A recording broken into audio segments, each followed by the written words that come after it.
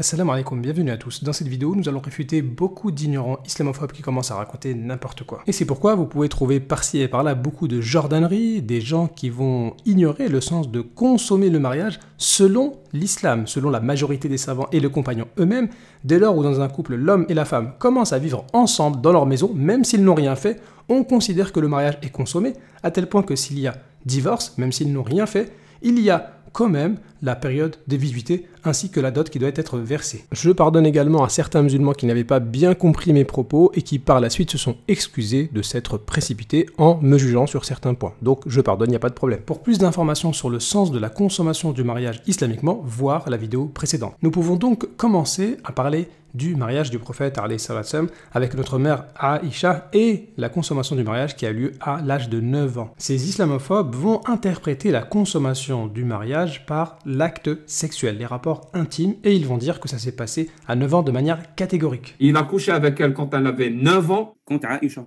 s'est fait déflorer à l'âge de 9 ans. Et ces gens-là aiment appuyer sur cette ambiguïté et ils vont répéter ça tout le temps. Sauf qu'ils n'ont pas fait l'effort d'aller vérifier quels étaient les termes qui étaient utilisés pour parler de consommation du mariage en langue arabe. Et c'est pourquoi j'ai défié Jacques Le Fou, je lui ai laissé plus de 5 heures, je lui ai laissé le droit d'appeler tous ses amis et son pseudo-docteur de l'Azhar pour qu'il me donne un seul texte authentique qui prouve de manière catégorique que 9 ans, ça indique les rapports intimes. Vous savez, en langue arabe, on a des mots qui sont utilisés pour parler des rapports intimes sans ambiguïté, comme par exemple al-jima'. Et ces mots-là sont utilisés parfois quand on parle du prophète avec ses épouses et même avec Aïcha radiallahu anha, sauf que ce n'est pas le même mot qui est utilisé lorsqu'on parle de 9 ans. Lorsqu'on parle de 9 ans, c'est pas al-jima' qui est utilisé. Donc ce mot-là aurait pu être utilisé, mais il n'a pas été utilisé ici quand on parle des 9 ans. Et si ça existait 9 ans avec al-jima' pour Aïcha radiallahu anha, eh bien en 5 heures, Jacques Le Fou et ses amis arabophones qui maîtrisent les ambiguïtés, entre guillemets, ils auraient sorti ce texte. Ils ne l'ont pas fait. Pourquoi? Parce que ça n'existe pas. Alors maintenant, nous allons regarder ensemble les mots qui sont utilisés quand on parle de Aïcha radiallahu anha et des 9 ans. Vous pouvez le vérifier et je ferai une vidéo, Inch'Allah, plus complète où j'analyserai tous les termes, mais les mots qui sont utilisés, c'est al-bina, bana biha, ou bien ad-dukhul, dakhala biha, ou bien ad-dukhul ala. Ce sont les mots qui sont utilisés dans la plupart des cas. Maintenant, regardons la définition de ces mots-là selon les savants musulmans. Prenons Fath al-Bari d'Ibn Hajar, un commentaire de Sahih al-Bukhari. Et il va nous expliquer le sens de al-bina biz-zawja. Et vous savez, les savants, ils vont pas expliquer à chaque fois c'est quoi le sens de al-bina, ils vont pas se répéter. Donc il suffit de trouver dans leur livre là où ils vont expliquer ce mot. Il dit wal-bina, donc al-bina ad-dukhul biz-zawja. Il explique al-bina par ad-dukhul biz-zawja. Donc là, nous avons l'explication de al-bina et ad-dukhul, les deux. Wa asluhu, c'est ce que j'avais lu à Jacques Le Fou en plein débat. Asluhu annahum kanu man arada dhalika buniyat lahum qubbah fa khala fiha bi ahli.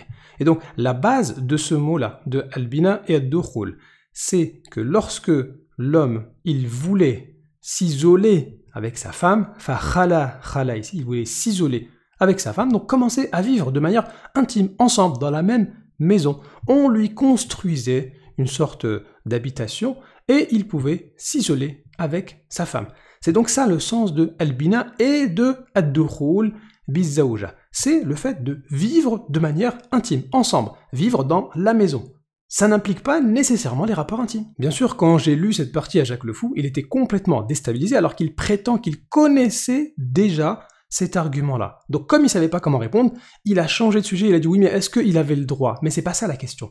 D'abord, on veut vérifier, est-ce que ton information que le prophète, alayhi salatu wassalam, a eu des rapports intimes avec Aïcha, radiallahu anha, à l'âge de 9 ans, t'as été catégorique, ça s'est passé à 9 ans, est-ce que ça c'est basé sur une preuve ou c'est juste quelque chose que tu dis sans avoir vérifié? C'est ça le débat. Le plus important, c'est ici. Et après, on verra est-ce qu'on a le droit ou pas. Continuons avec Fath al-Bari d'Ibn Hajar, tome 15, page 313, et il va commenter la sourate 4 au verset numéro 23 qui parle de ad-dukhul biz-zawja. Eh bien, Ibn Hajar va nous indiquer les deux interprétations possibles pour ad-dukhul biz-zawja dans la sourate 4 au verset 23, comme je l'avais expliqué en débat à Jacques Le Fou.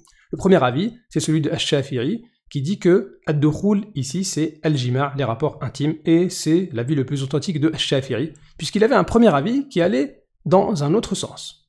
Le deuxième avis, et c'est celui des 3 autres imams, et ça dit que ici on parle de al-khalwa, c'est-à-dire l'isolement. Et il continue ici en nous donnant l'avis d'Ibn Abbas qui nous dit que ad-dukhul ici ce sont les rapports intimes, puisque dans le Coran, il y a énormément d'euphémismes ou de surnoms. Et ça, ici, c'est propre au Coran, le fait d'utiliser beaucoup d'euphémismes. Donc, on ne peut pas utiliser le mot ad-dukhul comme étant les rapports intimes dans le Coran et dire que ailleurs, ça concerne aussi forcément les rapports intimes, puisque nous avons des exemples comme al-mubashara qui dans le Coran signifie les rapports intimes selon Ibn Abbas. Pourtant nous avons des preuves authentiques où dans la sunna ça n'indique pas forcément les rapports intimes. Je pourrais développer ça dans une vidéo plus longue incha'Allah. Ce qui est donc important ici, c'est que en langue arabe, ad-dukhul et al-bina n'implique pas nécessairement les rapports intimes, sinon nous n'aurions pas eu cette divergence là dans Sourate 4, verset 23, où nous avons 3 imams sur 4 qui nous disent que ici ça concerne al-khalwa, l'isolement. Et c'est pourquoi nous avons des textes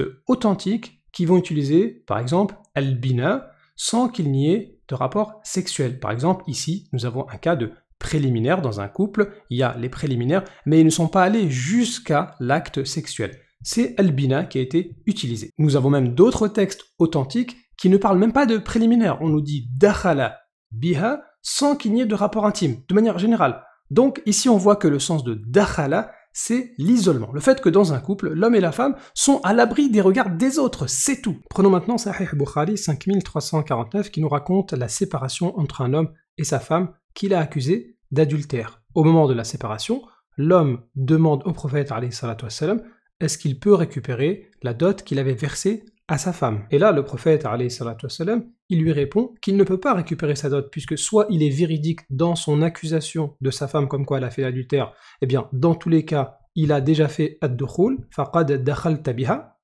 ou soit c'est un menteur, et à ce moment-là, il ne mérite pas de recevoir la dot qu'il avait donnée à sa femme. Le point intéressant ici, c'est que le prophète, alayhi salatu wassalam, a utilisé ad-dukhul. Il dit à l'homme, tu as déjà consommé le mariage. Alors, comment ont compris les savants, les commentateurs de Sahih al-Bukhari, comment ils ont compris ici dakhalta biha? Eh bien, prenons Fath al-Bari d'Ibn Hajar al-Asqalani, l'un des commentaires les plus complets sur Sahih al-Bukhari. Ibn Hajar, qui commente donc la partie dakhalta biha. Il va nous dire ici, en bleu, que ad-dukhul, ça a été interprété par la majorité des savants comme étant l'isolement. Une fois que l'homme et la femme s'isolent, on considère qu'il y a dukhul et donc la dot doit être versée et la période de viduité doit être accomplie. Par la suite, il va citer ici en marron l'avis connu de Ash-Shafi'i qui dit que l'isolement ne suffit pas, il doit y avoir également les rapports intimes pour que la dot puisse être versée. Et par la suite, Ibn Hajar, donc l'auteur qui lui-même il est shafi'ite, pour répondre au hadith, puisque le hadith il dit il n'y a pas de dot avec ad-dukhul. Et lui, il va être obligé d'interpréter ad-dukhul comme étant les rapports intimes, mais comment il va le faire? Il va pas dire c'est en langue arabe, ad-dukhul ça veut dire rapport intime. Non, non, non, il est obligé de citer le hadith d'après qui va venir appuyer le sens de ad-dukhul. Et c'est donc avec un autre hadith qu'Ibn Hajar est obligé de trancher sur la question de ad-dukhul. Ça prouve donc que ad-dukhul pris de manière simple, sans avoir une information supplémentaire, implique uniquement l'isolement. Et regardez ce qu'il dit à la fin, il nous indique que ce hadith-là n'est pas une preuve comme quoi il faut donner la dot pour l'isolement uniquement, puisqu'il interprète ça avec un deuxième hadith, et donc ici il va dire que ad-dukhul suffit pas. Ad-dukhul, donc ici l'isolement. Il est obligé d'interpréter ad-dukhul comme étant l'isolement, ça ne suffit pas, puisqu'il va prendre un autre hadith où on va ajouter un mot à ad-dukhul. Ibn Hajar prouve donc ici, de manière irréfutable, que ad-dukhul cité sans être accompagné d'un autre mot ne parle que de l'isolement. Prenons maintenant un autre grand commentateur du Sahih al-Bukhari et qui est fait par Ibn Battal. Il nous indique ici en bleu l'avis des savants qui ont interprété ad-dukhul comme étant l'isolement. Et regardez bien ce qu'il va dire ici. Wa in kana qad la yaqa'u al-jima' ma'a ad-dukhul. Et il dit et c'est possible qu'il n'y ait pas al-jima', les rapports intimes avec ad-dukhul. On ne peut pas être plus clair que ça. Et il dit par la suite que, en général, dans la plupart des cas, quand il y a isolement dans un couple, il y a les rapports intimes, puisque l'homme est faible, il ne va pas patienter. Donc, ça dépend de chaque couple. On sait également que Aïcha elle-même rapporte que le prophète, alayhi salatu wassalam, était le plus patient des hommes. Donc, on ne peut pas prendre la généralité des gens, du couple, et l'appliquer au prophète, alayhi salatu wassalam. Ça n'a rien à voir, c'était l'homme le plus patient. Du coup, lorsque ad-dukhul il est utilisé pour Aïcha, on ne peut rien affirmer. Donc ici, nous avons encore un deuxième grand commentateur qui démontre de manière irréfutable que ad-dukhul utilisé tout seul n'implique que l'isolement. Prenons maintenant Al-Mourni d'Ibn Qudama Al-Maqdisi. Et vous savez, les savants, dans les livres de jurisprudence, ils vont très souvent utiliser le mot ad-dukhul pour parler des rapports intimes. Nous avons vu que, à la base, c'était un mot qui désignait l'isolement, le moment à partir duquel le couple vit ensemble, il démarre une vie commune, sauf que par la suite, ça a été beaucoup utilisé pour parler des rapports intimes, mais à la base, ce n'est pas ça. Et donc ici, Al-Mourni, il va revenir à cette base-là, et il va nous dire que dans un couple, pour témoigner que l'homme et la femme ont eu des rapports intimes, on ne peut pas se suffire de ad-dukhul biz-zawja. Et donc ici, Ibn Qudama rapporte l'avis de ceux qui disent que si une femme dit qu'il y a eu dukhul biz-zawja, on considère qu'elle a donc été mariée et qu'elle a eu des rapports intimes. Sauf que par la suite, Ibn Qudama, il va citer un autre savant qui est un élève de Abu Hanifa, et il va dire que ad-dukhul, ça ne suffit pas. Elle est obligée d'utiliser des termes clairs comme al-jima'. Pourquoi? Parce que ad-dukhul a aussi le sens de al-khalwa, l'isolement. Et c'est la vie le plus authentique. Donc encore un grand savant sunnite qui démontre que ad-dukhul utilisé tout seul n'implique pas nécessairement les rapports intimes. Conclusion, nous avons donc prouvé en utilisant la langue arabe, puisque dakhala biha, ça veut dire littéralement, il est rentré avec elle et non pas en elle.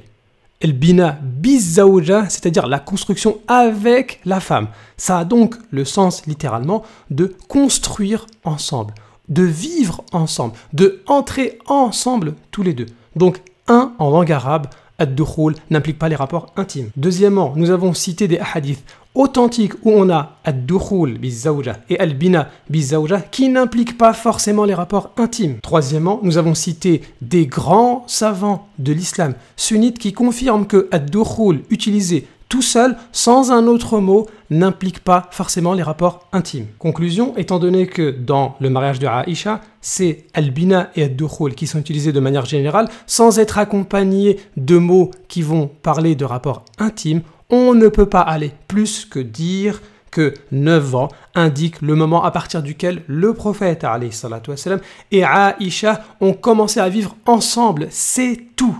Celui qui dit qu'il y a eu des rapports intimes à l'âge de 9 ans, c'est à lui d'apporter la preuve. Nous avons des textes qui parlent de rapports intimes entre le prophète alayhi salam et Aïcha. C'était pas quelque chose de honteux. Parfois, il parlait des rapports intimes, mais c'est pas indiqué que c'était à 9 ans. C'était beaucoup plus tard. Il n'y a pas de date. C'est pas les mêmes hadiths qui parlent de ceux de 9 ans. Donc, s'il y avait besoin de spécifier les rapports intimes quand c'était à 9 ans, il n'y avait pas de honte puisque les textes islamiques parlent des rapports intimes de manière générale. Ainsi, non seulement Jacques Le Fou est un ignorant de la langue arabe, un ignorant des hadiths, un ignorant des commentateurs sunnites, mais en plus, quand il dit Jésus musulman contredit le sunnisme, au contraire, j'ai apporté l'épreuve de grands savants sunnites. C'est donc Jacques Le Fou qui manipule la foule et qui ment délibérément. Ceci étant, je comprends que ça puisse énerver Jacques Le Fou et tous les islamophobes qui s'amusaient à dire le prophète a couché avec une fille de 9 ans, etc. Or, ils ne peuvent apporter aucune preuve. Et Aïcha, elle s'est mariée avec le prophète, alayhi salatu wassalam. Elle a commencé à vivre avec lui quand elle avait 9 ans. C'était la fille de son meilleur compagnon. C'est elle qui a rapporté le plus de hadiths parmi toutes les femmes. Elle n'a pas parlé de rapports intimes quand elle avait 9 ans. Elle parlait l'arabe, elle savait quel mot utiliser et elle a choisi d'utiliser ad-dukhul et al-bina qui parlent du moment à partir duquel l'homme et la femme s'isolent pour vivre ensemble, c'est tout. Donc désolé pour vous les cocos islamophobes, vous ne pouvez plus utiliser l'ambiguïté du prophète alayhi salatu wassalam avec Aïcha. Merci, sujet suivant.